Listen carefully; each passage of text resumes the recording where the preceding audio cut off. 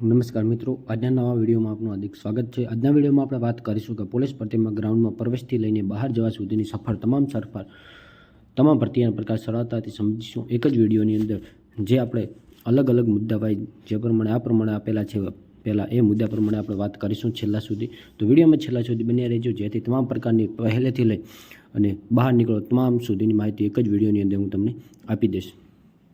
તો સૌપ્રથમ આપણે વાત કરીશું તો કે વિદ્યાર્થીઓની અંદર એન્ટ્રી આપવામાં આવે છે, જે તમામ પ્રકારની માહિતી આપણે એક જ વિડીયોની અંદર જણાવીશું, જેથી વિડીયોમાં છેલ્લા સુધી બન્યા રહેજો। અને વિડીયોમાં નવા હો અને ચેનલને હજુ સુધી તમે સબસ્ક્રાઈબ ન કર્યો તો જલ્દી કરી દેજો, જેથી તમામ પ્રકારની ભરતીને લગતી અપડેટ કોઈ પણ હશે તો આપણે યુટ્યુબ ચેનલ પર આવતી રહેશે। તો અત્યારે વિડીયોને લાઇક, શેર અને સબસ્ક્રાઈબ કરી દો, અને તમારા મિત્રો સુધીની ખાસ શેર કરવાનું પણ ના ભૂલતા। તો સૌપ્રથમ આપણે વાત કરીશું કે પારદર્શક ભરતી માટે વિદ્યાર્થીઓને કઈ રીતે એન્ટ્રી હોય તે તમામ પ્રકારની માહિતી આપણે વિગતવાર જોઈશું। અદ્યતન ટેકનોલોજી, સીસીટીવીથી સજ્જ ગ્રાઉન્ડ હોય છે તે તમામ પ્રકારની માહિતી જોઈએ। હવે સતત મોટિવેશન પણ આપવામાં આવે છે અને ગ્રાઉન્ડ શું છે તે જોઈએ। આપણા જેવી હૂંફ પણ આપે છે। ભરતી પ્રક્રિયાને હજુ સરળતાથી સમજીએ।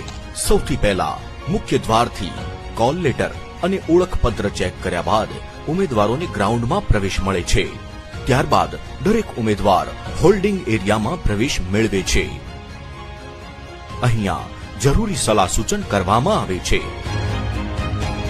અને ત્યારબાદ ચેસ્ટ નંબરની ફાળવણી RFID ટેગ લગાવવામાં આવે છે।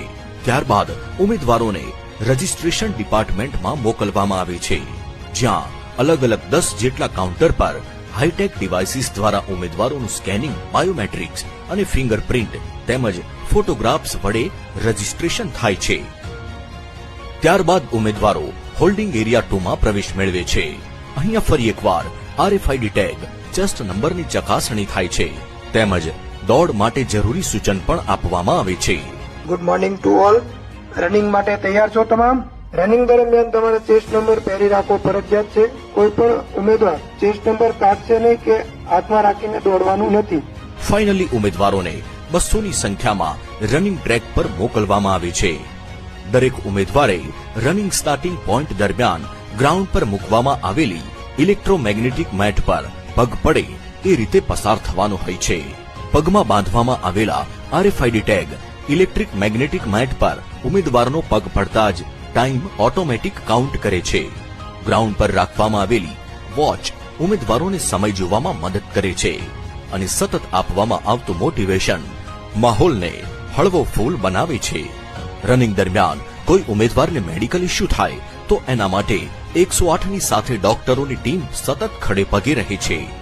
દોડ પૂરી થયા બાદ ડી રજિસ્ટ્રેશન કાઉન્ટર પર પાસ થયેલા ઉમેદવારોના કોલ લેટર પર ફિઝિકલ એફિશિયન્સી ટેસ્ટ એટલે કે PET પાસનો વાદળી કલરનો સિક્કો લગાવવામાં આવે છે, જ્યારે નાપાસ થયેલા ઉમેદવારોના કોલ લેટર પર PET ફેલનો લાલ કલરનો સિક્કો લગાવવામાં આવે છે।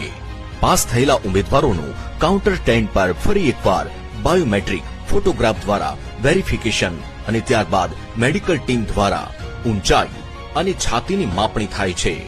તમામ પ્રક્રિયા વિથ ફોટોગ્રાફ અને અંડર CCTV સર્વેલન્સ થાય છે।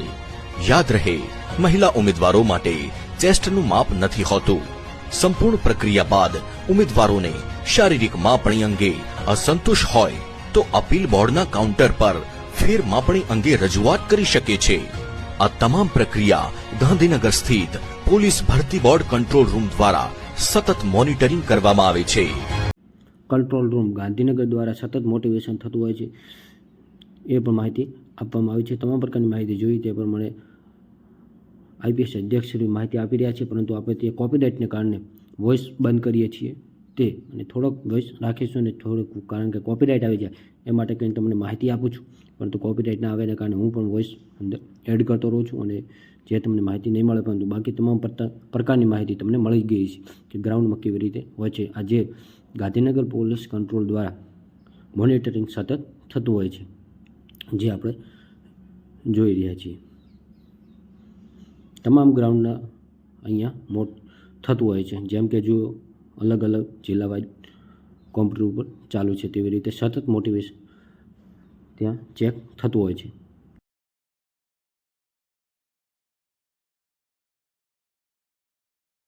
થી લઈ તમામ બાબતોને પોલીસ ભરતી બોર્ડ કંટ્રોલ રૂમ દ્વારા સીસીટીવીની મદદથી સતત સર્વેલન્સ ચાલતું રહે છે.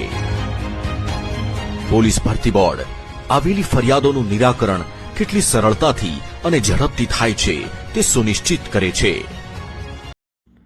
જેમ કે આપણે તમામ ગ્રાઉન્ડની પ્રક્રિયા જોઈ, જે પાસ નપાસ તો એક સંઘર્ષનો હિસ્સો છે, જે તમામ પ્રકારની માહિતી એક જ વિડીયોમાં આપવામાં આવે છે. તો વિડીયો ગમ્યો હોય તો વિડીયોને લાઇક, શેર અને ખાસ તમારા મિત્રોને શેર કરવાનું ના ભૂલતા અને ચેનલને સબસ્ક્રાઈબ કરો.